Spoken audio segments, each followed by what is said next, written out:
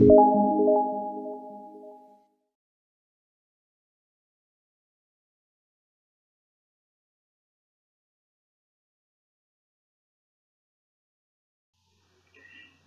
back to day 3.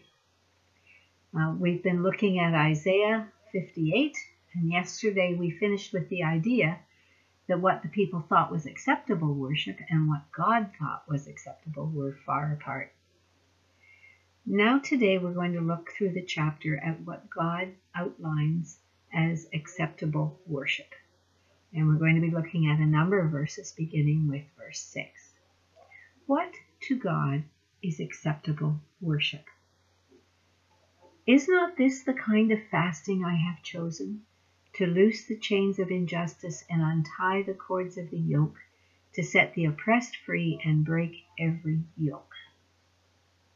It seems to me that God tells Isaiah to say, to fight against injustice in your society, to fight for equal opportunities for freedom, that's acceptable worship. To set those who are oppressed free and break the structures that enslave people. As I read this, I was ashamed to think that it took the discovery of unmarked graves at residential schools in this country for me to wake up to the systemic racism that I've ignored. Verse 7 goes on to say something else about acceptable worship. Is it not to share your food with the hungry and to provide the poor wanderer with shelter, when you see the naked to clothe them and not to turn away from your own flesh and blood?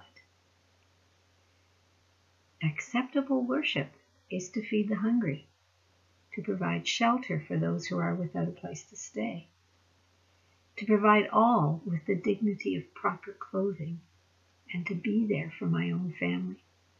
This is nitty-gritty stuff. Acceptable worship means that I must be involved in meeting basic human needs. And then we jump down to verses 9 and 10. At first glance, we might think that this is just a repetition, but let me read it for you. If you do away with the yoke of oppression, and with the pointing finger and malicious talk, and if you spend yourselves in behalf of the hungry and satisfy the needs of the oppressed, then your light will rise in the darkness and your night will become like the noonday. It will be acceptable to God. It seems to be a repetition that we should give ourselves to meeting the needs of those around us, but God adds another warning. I think you and I both know that when we focus on doing good for others, we can sometimes become proud of our generosity, and that can lead to a judgmental attitude. It's a great picture, the pointing finger, and an attitude of disrespect to those we see as needy. That might be the malicious talk. Acceptable worship involves not just what we do for others, but how we do it and how we interact with people. In my devotions, I was reading that Jesus himself commented on what would please him when he returns. You might remember the list. I was hungry and you gave me something to eat. I was thirsty and you gave me something to drink. I was a stranger and you took me in. I needed clothes and you clothed me. I was sick and you looked after me. I was in prison and you came to visit me. Those who had his approval didn't know when they had served him. And he replies that if they did it for one of the least of these, and Jesus says, my brothers and sisters, you did it for me. He says that those people are his brothers and sisters. And when we do it for them, we do it for him. That's acceptable worship.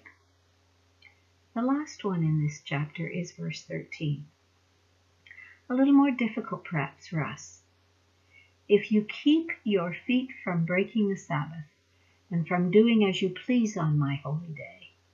If you call the Sabbath a delight and the Lord's holy day honorable, and if you honor it by not going your own way and not doing as you please or speaking idle words, then you will find your joy in the Lord.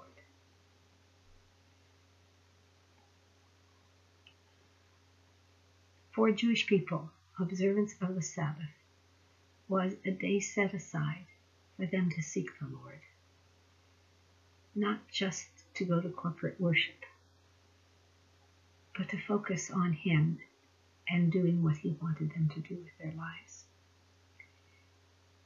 And there ought to be a Sabbath, a day of rest in our lives when we do exactly the same thing. I think the issue here is repeated twice, that we are to remember that on God's day, we are not to do as we please, we are to do as He pleases. And I just want to leave that with you to think about in your own life. What is it that will make the Sabbath or the day that you set aside particularly for worship a joy, a delight to you? And what can you do to please God? Not to speak idle words, not to waste time, but to please God on that day. Thank you again for joining me. Not an easy passage to study, but we can chew on it and we can try to figure out what God is saying to us. And I'll see you tomorrow for our next section.